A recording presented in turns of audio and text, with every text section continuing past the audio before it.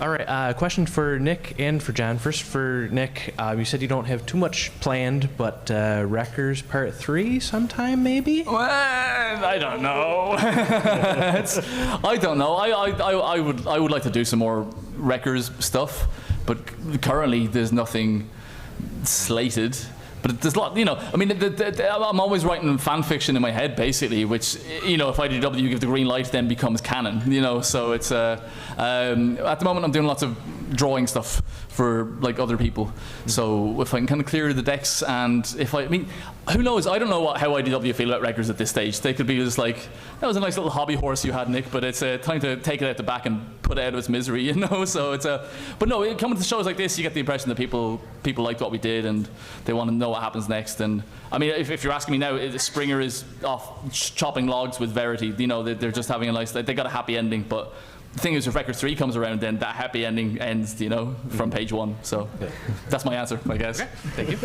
And John, kind of similar. I've heard James Roberts say that he sort of thinks of the comics in seasons, and he has sort of 4 seasons planned out. Do you think in seasons, and if so, how many do you have sort of in your mind at this point? Yeah, that's a good question.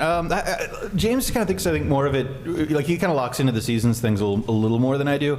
When we first started, I had like the first, when I was first pitching on the book, I didn't know how long it was going to last, right? Like the longest run at that point was, you had Simon, you had Bob Budiansky, then you had Mike Costa for 31 issues, and that was the most anybody had ever written Transformers comic.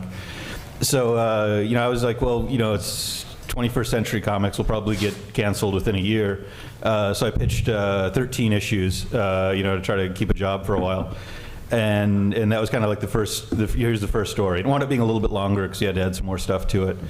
And then kind of the next thing was going to be what turned into Dark Cybertron. We were going to do a Shockwave thing. But the more we kind of got deeper into it, and we were like, oh, this is actually probably going to go for a while. I was really thinking of it. There were kind of 3 big parts to this, like, sort of main story I wanted to tell. And the first part was Cybertron, like politics on Cybertron. I'm going to really pop all my P's here. The second part was politics on Earth and involving Cybertronians. And the third part is when both of those become the same thing, which is Optimus Prime, which is the Optimus Prime ongoing series.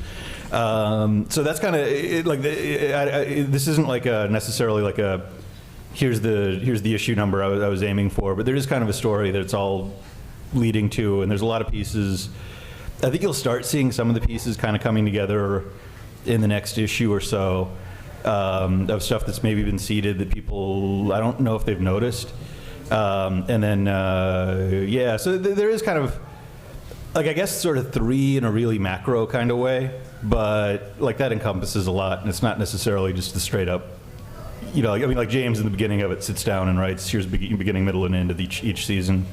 It's a little vaguer for me. Okay. But I know generally. One other one, you might not be able to say much. With First Strike coming and Till All Are One ending, is somebody going to be dealing with Cybertron? Are you going to be dealing with what's going on Cybertron? Don't we know yet? Are we not allowed to know yet?